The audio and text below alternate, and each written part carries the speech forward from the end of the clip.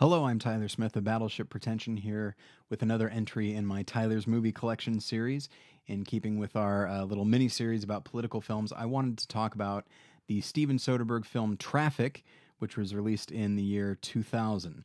The film was a big presence at the Oscars. It won Best Director, Best Editing, Best Adapted Screenplay, and Best Supporting Actor for Benicio del Toro. It did not win Best Picture, so that's something that I found funny at the time. That the Academy basically said, "Hey, we love the directing of this film. We love the way it's put together. We love the script, and we think the acting is top notch. As a whole, though, it's only so.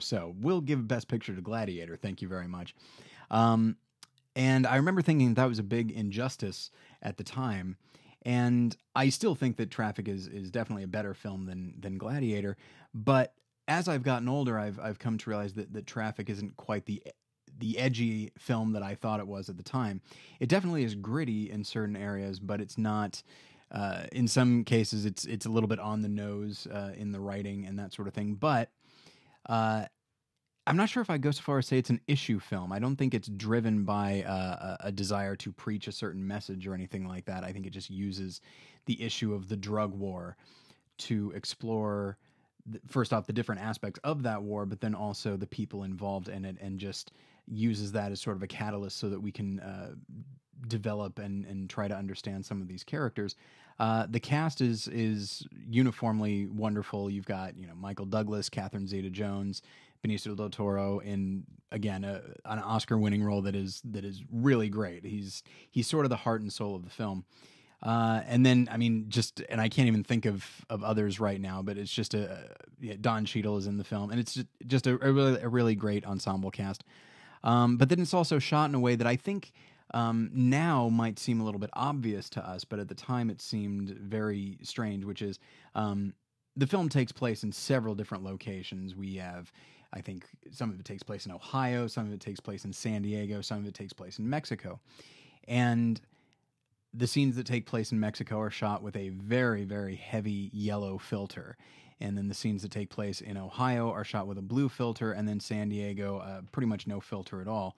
And it really, now that is helpful just from the standpoint of recognizing where you are. It's, okay, we were in San Diego, but now we're definitely in Mexico. I can tell because of the yellow filter and that sort of thing. So practically, it's very helpful. But then it also helps just sort of set the tone for those areas.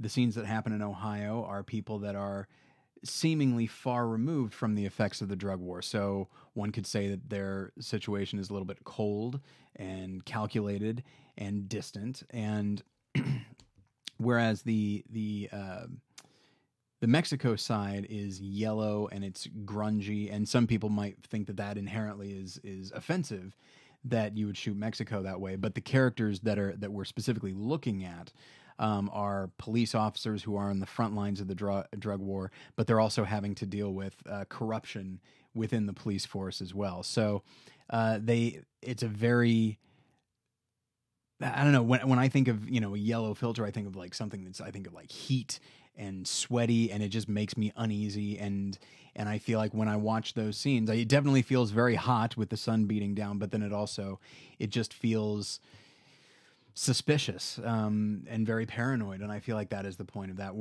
And then in San Diego, that's where you don't have any filter at all. And that's where you have agents, again, also on the front line of the drug war.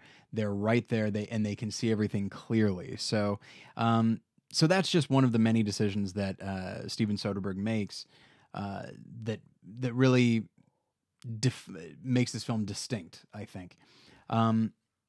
And as I said, some of the points are a bit on the nose, but I think the actors do a really good job to undercut those moments, especially somebody like a Michael Douglas, who plays the new drug czar, and thus he often has information given to him.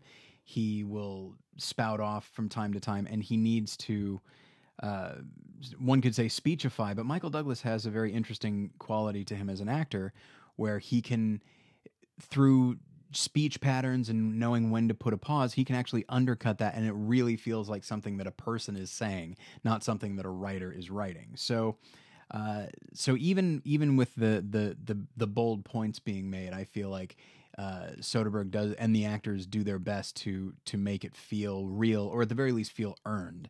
Um, so yeah, it is. It's a really, I would venture to say it's a wonderful film. It's one of my favorite movies of all time. Definitely in my top 100, maybe even in my top 50. And I think probably my favorite movie of that year.